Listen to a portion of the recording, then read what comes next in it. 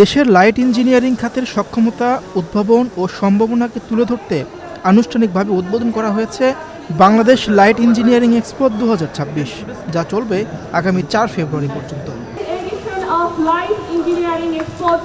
সোমবার দুপুরে রাজধানীর শহীদ আবু সাইদ আন্তর্জাতিক কনভেনশন সেন্টারে উদ্বোধন অনুষ্ঠানের মধ্য দিয়ে শুরু হয় এই 3 দিনব্যাপী এই এক্সপো।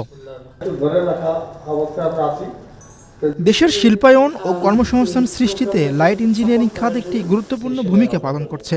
এই এক্সপোর মাধ্যমে উদ্যোক্তারা নতুন প্রযুক্তির সঙ্গে পরিচিত হওয়ার পাশাপাশি বাজার সম্প্রসারণ ও বিনিয়োগের সুযোগ পাবেন বলে জানান বক্তারা। আমাদের উচিত হলো সরকারের পলিসিগুলোকে যারা বাস্তবায়ন করে তাদেরকে আরো বেশি সক্ষম করে তোলা, এবং আপনারা যারা উদ্যোক্তা আছেন, আপনাদের বিভিন্ন এন্টারপ্রাইজে যারা ম্যানেজমেন্টে কাজ করে, যারা ইঞ্জিনিয়ার হিসাবে কাজ করে, উদ্ভাবক হিসাবে কাজ করে, রিসার্চে কাজ করে, তাদেরকে আরো বেশি অ্যাক্টিভেটেড করা এবং এই সকলের সমন্বিত প্রচেষ্টাকে একত্রিত করে শুধুমাত্র ওই যে আমাদের পূর্ববর্তী বক্তারা বলে গেছেন যে শুধুমাত্র এক্সপোর্ট না, আমার ডোমেস্টিক মার্কেটের ডিমান্ড আজকে প্রায় 18 কোটি 20 কোটি লোকের যে বাজার, ইউরোপের অনেকগুলো দেশ যোগ করলে হলো এই জনসংখ্যা হয়। আবার যদি আমি পারচেজিং পাওয়ার প্যারিটি দিয়ে বিবেচনা করি, তাহলেও দেখা যাবে যে বাংলাদেশের অন্তত 25% লোকের তো ক্রয় সক্ষমতা আছে। গ্লোবাল সিনারিওতে প্রোডাকশন বলেন বা এই ধরনের সেক্টরের যে গ্রোথ বলেন, তার সিনারিও একদমই চেঞ্জ হয়ে যাচ্ছে।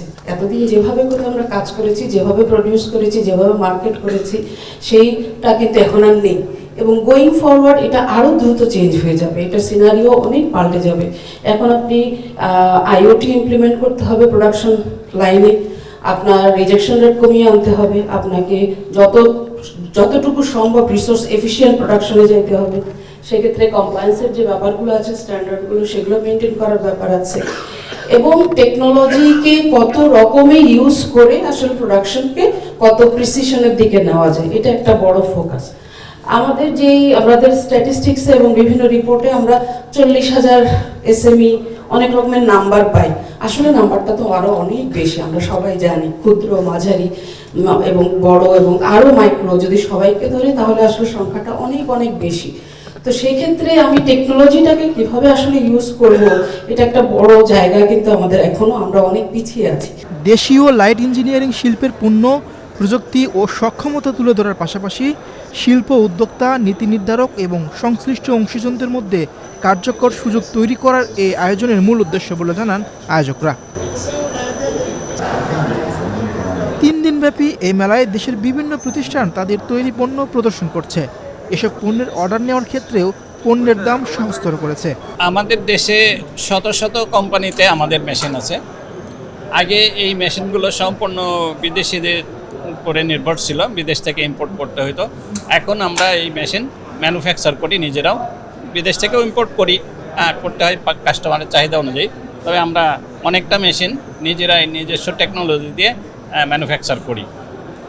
এগুলো দেখতেছেন আমাদের নিজস্ব ম্যানুফ্যাকচারকৃত মেশিন। আমাদের এখানে কুকারিজ আইটেম অল আছে এবং আমাদের নিজস্ব প্রোডাকশনে সব তৈরি হয়। আমাদের ফ্যাক্টরি আছে নীলফামারী সৈয়দপুর। এখানে আমাদের যা আইটেম দেখতেছেন সব নিজস্ব প্রোডাকশন। আমরা আসলে মূলত সব ধরনের হিটিং ইলামেন্ট নিয়ে কাজ করি। যে ইলামেন্টগুলো হচ্ছে আপনার মেশিনের পার্টস হিসাবে ব্যবহার করা হয়। ইলেকট্রিক হিটার যেগুলো আছে, প্লাস্টিক, পলি, প্যাকেজিং, বয়লার, এই ধরনের সকল ফ্যাক্টরির যে হিটার প্রয়োজন হয়, এই হিটারগুলো আমরা তৈরি করি। 3 দিনব্যাপী এক্সপো দেশে লাইট ইঞ্জিনিয়ারিং খাতকে আরও শক্তিশালী ও প্রতিযোগিতামূলক করে তুলতে গুরুত্বপূর্ণ ভূমিকা রাখবে, এমনটাই আশা আয়োজকদের। মিরুষণ সরকার, বাংলাদেশ প্রতিদিন।